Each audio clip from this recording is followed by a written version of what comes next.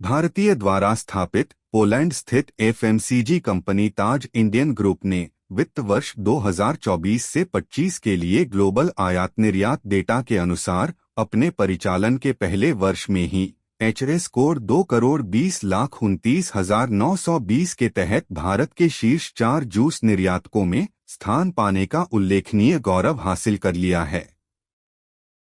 यह खास HS code फलों के गूदे या फलों के रस आधारित पेय पदार्थों से संबंधित है। पार्ले एग्रो ने सूची में शीर्ष स्थान प्राप्त किया, जबकि ताज इंडियन ग्रुप ने चौथा स्थान प्राप्त किया। ताज इंडियन ग्रुप के संस्थापक हरप्रीत सिंह ने कहा, गुजरात से फलों के रस और स्पार्कलिंग ड्रिंक जैसे हमारे कॉन्ट्रैक्ट निर्मित गैर अल्कोहल पेय पदार्थों को लॉन्च करने के सिर्फ 1 साल के अंदर प्रीमियम फलों से बने हमारे गूदे आधारित उत्पाद पूरे यूरोप में तुरंत पसंदीदा बन गए। हमने अब भारत और यूरोप के बीच एक विश्वसनीय और कुशल निर्यातायात आपूर्ति श्रृंखला बनाई है एवं कनाडा और ऑस्ट्रेलिया में सक्रिय रूप से विस्तार कर रहे हैं।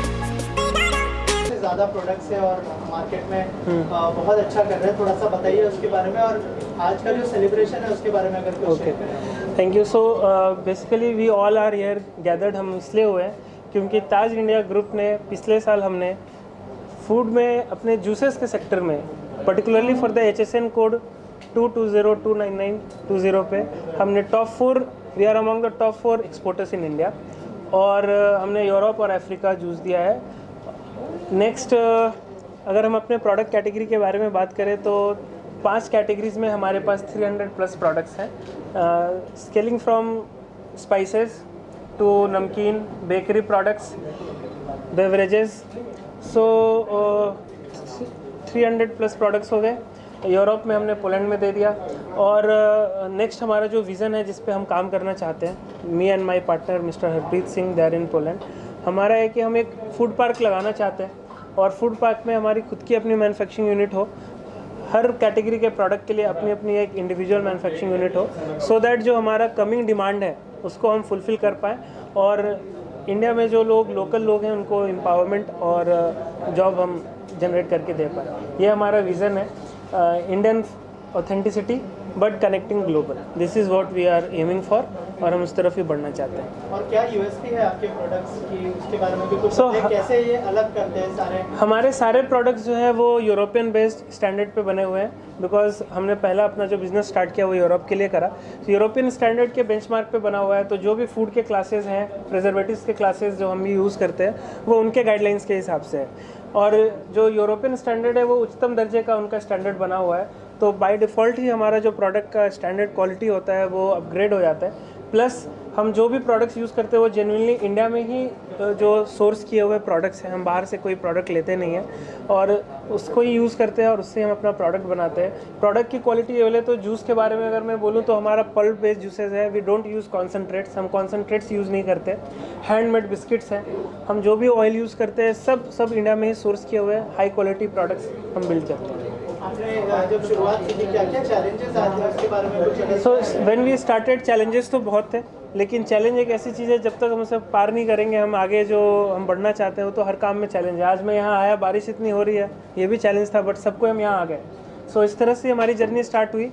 एक्सपोर्ट करना था तो एक्सपोर्ट का कोई आइडिया नहीं था, but government, thanks to government, उन्होंने जो पॉलिसीज़ बिल्ड करी है उससे हमें बहुत हेल्प हुआ। आगे भी हम जो प्रोजेक्ट का प्लान कर रहे हैं टू मेक एटलीस्ट कि एक हमारा अपना मिनी फूड पार्क तो हम बना पाएँ। 50 करोड़ का हमारा ये प्रोजेक्ट है, तो उसमें गवर्नमेंट की सब्सिडीज़ पे भी हमारे बात चल रहा है। उनका जो गाइडलाइंस है और जो उनके रूल्स रेगुलेशन है उनको हम अगर मीट करते हैं तो दे हैव एश्योर्ड अस कि हमें उनके हेल्प मिलेगा ऐसा। और गवर्नमेंट की तरफ से जैसे आपने बताया कि क्या क्या मतलब कितना इजी हुआ ये प्रोसेस अगर मैं ईजीनेस पे बोलूँ तो अगर जो डॉक्यूमेंटेशन का प्रोसेस है किसी न्यू कमर के लिए, हमें कोई ऑफिस जाना नहीं पड़ा मुझको। अगर इंपोर्ट एक्सपोर्ट का लाइसेंस चाहिए ऑनलाइन पोर्टल पे आपके लिए अवेलेबल है, प्लस क्लियरेंस का काम ऑनलाइन हो जाता है, सब कुछ हमें डिटेल मिल जाता है। एपिडा के वेबसाइट पे मुझे कनेक्ट मिल जाता है कि कोई ऐसा बायर चाहिए, because a newcomer what we need is the new business. हमें नया बिजनेस चाहिए, नए लोग चाहिए जिनसे हम कनेक्ट कर पाएँ।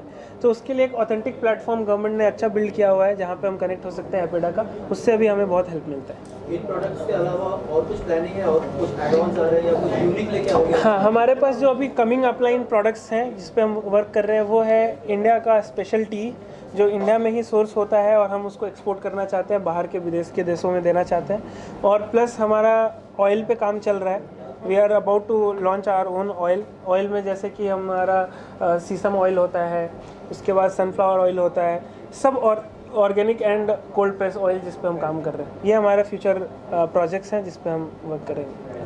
एक्सपोर्ट करना एक बहुत बड़ा चैलेंज होता है, उसके बारे में कुछ बताइए कि एक्सपोर्ट जब आपने शुरुआत की तो कैसे, मतलब उसमें क्या क्या चैलेंज? हाँ, सबसे पहले तो एक्सपोर्ट का जो इनिशियल जब भी हम एक्सपोर्ट के बारे में सोचते हैं तो सबसे पहले हमारे दिमाग में आती है वो सेफ्टी पेमेंट्स को लेकर के, कि हमने किसी को स्टॉक देना है, वो हमारे से 10,000 किलोमीटर दूर बैठा है ना, मैं कभी गया उसके पास, और how we can build that trust कि वो हमारे प्रोडक्ट पे भरोसा करे और मैं माल दूं और मुझको वो पैसा टाइम पे क्लियर कर दे।